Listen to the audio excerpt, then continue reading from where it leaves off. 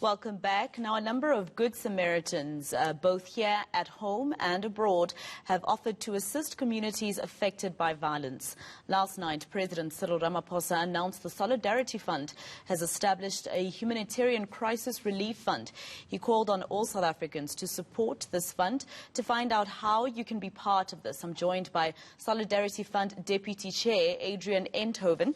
Thank you very much, sir, for your time here on ENC. Now, first of all, just tell us how exactly can just ordinary South Africans assist with this relief fund? So, Maseka, I think it's worth saying, the Solidarity Fund was set up to unite the country in the fight against COVID-19, to address both the humanitarian and the health crises that were precipitated by COVID. We have been in discussions with the presidency this week, and we've agreed to help mobilize a relief effort for the areas affected by the crisis in the past week. We have set up a separate bank account, which will be launched on our website later today.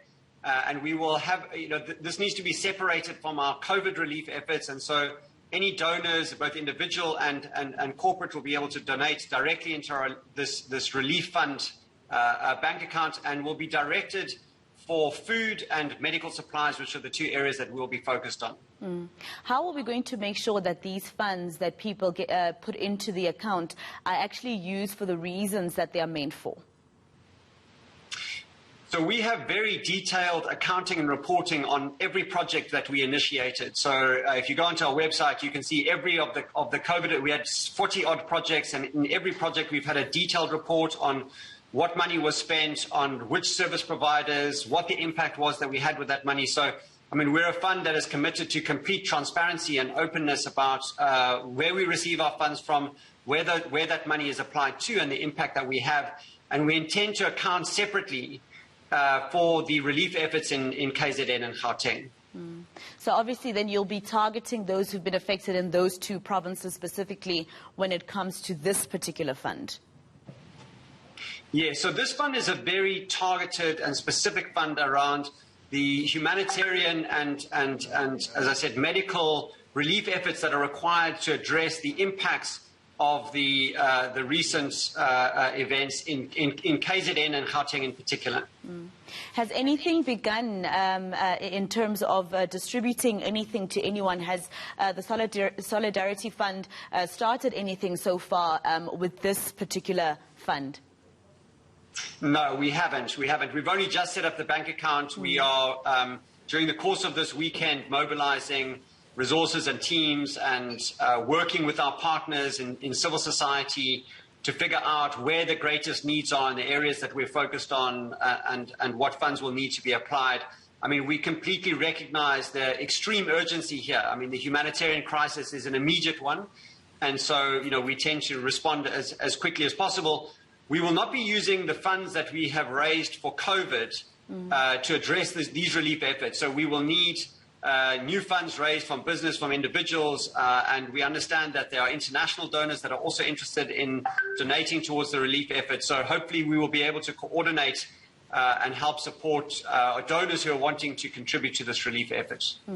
Ever since the President announced you as a partner in terms of relief when it comes to the looting and unrest that took place, have you been inundated with calls from people who are in need of your assistance, besides those who are saying that they want to donate? Have you been inundated at all with calls from communities who are saying, please start with us, we're in need?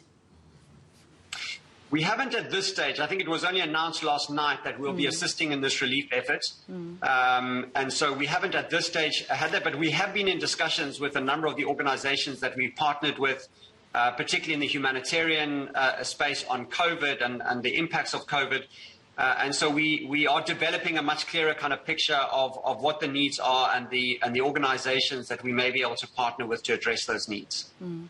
Just lastly, Adrian, very quickly, in terms of the COVID-19 Relief Fund, tell us a little bit more about how you've assisted people, especially those who were relying on the 350 Rand relief grant from government, and that was stopped. How have you been able to assist people who lost their jobs, businesses, etc.?